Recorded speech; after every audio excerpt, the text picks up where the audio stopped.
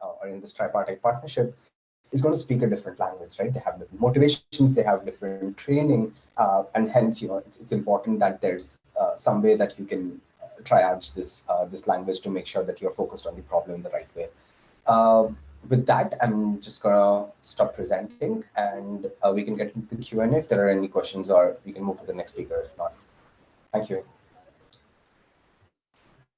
Thank you, Divy. Thank you for giving us your time, and it was nice to hear the work done by the Google research.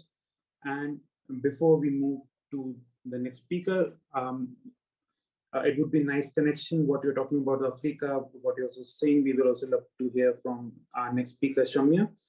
Before that, we have a couple of questions which our audience is asking. First one is from Amara. Amara is asking, can someone suggest the work researchers or design practitioners in the field of design research? So is someone doing the work in the field of blue collar jobs or the ecosystem around it?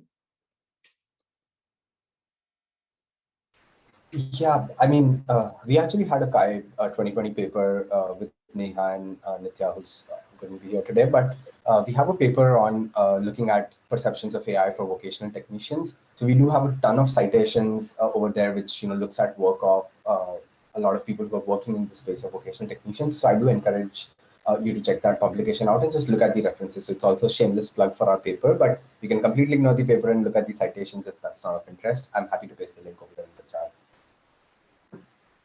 Thank you. Our next question is by S. Mehrutta. How can you incorporate human values like openness to change, independent thought or action, or self-enhancement, social status or prestige in your project?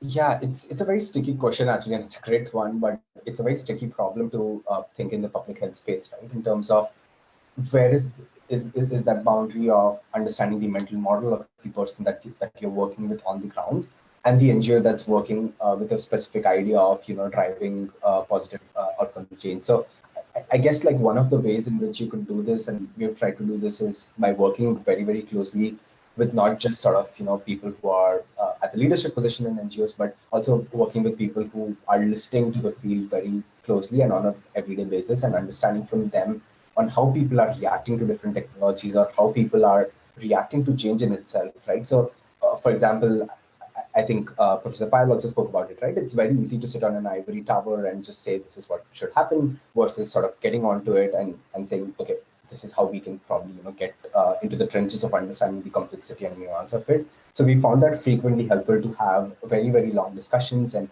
thoughtful questions and exchanges with field partners, as well as like the end beneficiaries that we are working with, to understand their mental models of how they perceive change, right? Because many a times public health adherence is a time when you're trying to drive some behavioral change in some way, which is to listen to a call, which takes up time from their daily time when they have a ton of other work or care responsibilities or professional setting or whatnot, right? So it's a sticky one, but I do advise working with field partners really, really closely to at least understand this closely and do some participatory action with research with your beneficiaries in itself to understand their mental models towards behavioral change at large. Thank you. Another question which you have already taken in your slide, but the people is asking that could you share what are the projects you are doing Google Research working on currently, especially in the domain of mental health? Yeah, so right now we have 3 projects in public health. One focused specifically on two focused on mental and child health, and one focused sort of on community health with Swasti. So we do not have active projects in mental health just yet, but that's a very interesting area, and we're hoping that our current round of workshop, we do have some exciting proposals that come out in that space. I can point you to one interesting project that just was announced, not announced, but at least some progress was announced, which is called the Trevor Project, which was supported by Google.org. So it's essentially a chatbot of sorts, which supports mental health for LGBTQI plus communities. So especially youth who are marginalized or who are at the risk of, suicidal thoughts and so on and so forth. So it's a very interesting project. It's called Trevor Project. Please do check it out. I think it's a very, very interesting initiative on how AI could play a positive force for social good. Right. So Thank there you. is a related question to mental health, and maybe we can club this together. It's been asked by Smriti Cha. When working in sensitive mental health related issues, what specific ethics and privacy measures should we take into consideration?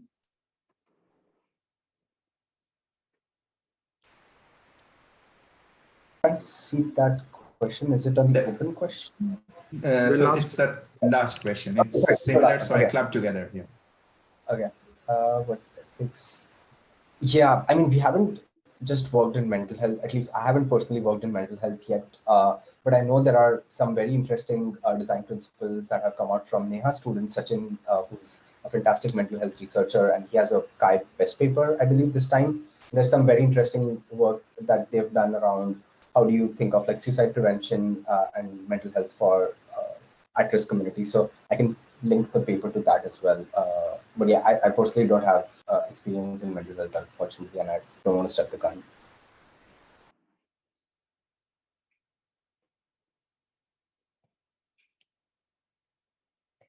Right. So we could take one more question. They are asking that you mentioned not taking a techno solution approach. He is curious to know how you identified that AI was the solution to the problems that the NGO raised. What other ideas were explored? How did you engage in the NGO in making the decision? Second related question is that he's curious to know a bit more about the participatory action research involved in this project. Yeah, I love that, and thank you so much for asking that question. So true, it's important not just to take a techno-deterministic approach, but also not an AI-deterministic approach, right? So when we started working on this very specific problem on call engagement, we started with extremely basic statistical analysis, moved on to rule-based and heuristics-based models, and tried to see if those work. Moving on to slightly bit complex techniques like of random forest and seeing if those work, and eventually then resorting to neural nets, right, which are of course expensive in terms of also the compute that they take up. So yeah, certainly initially we do try to work with rule-based techniques and see if truly the fancy techniques are giving results, and only then do you adopt them and not try to just do them for the sake of it. So yeah, that's been like a very, very clear thing that we've focused on, to not impose fancy AI for the heck of it, and it's extremely important to not do that. So I do absolutely agree with the thought behind that question. The second question: how do we employ participatory action research in this particular case, right? So there's a wide variety of ways to do that. So one of the ways in which we are planning the study, of course, like very, very early thoughts, is how do we work with sort of expectant mothers right now who are engaged in this particular program, and giving them a very wide range of scenarios across what sort of measures work for them. So like typically there's some prior research around the voice being of like a senior health official, or voice being of like a friendly next door neighbor sort of a thing. So there's some work that we're trying to do around understanding what form of voice-based implications help with driving up adoption. So there's some work that we're trying to explore in that space. So it's like super early, and we don't have like any results yet that I can just talk about. But the participatory action research could serve very, very different goals. And the one that we're trying to understand right now is just what kind of voice-based mechanisms help with adherence right now. Thank you, Divy. Thank you for taking out your time and answering all the questions. It would be nice if you could step back a little bit, and we have a couple of more questions which our users or which our audience would love to. You could answer them in the Q&A chat box. So thank you once again.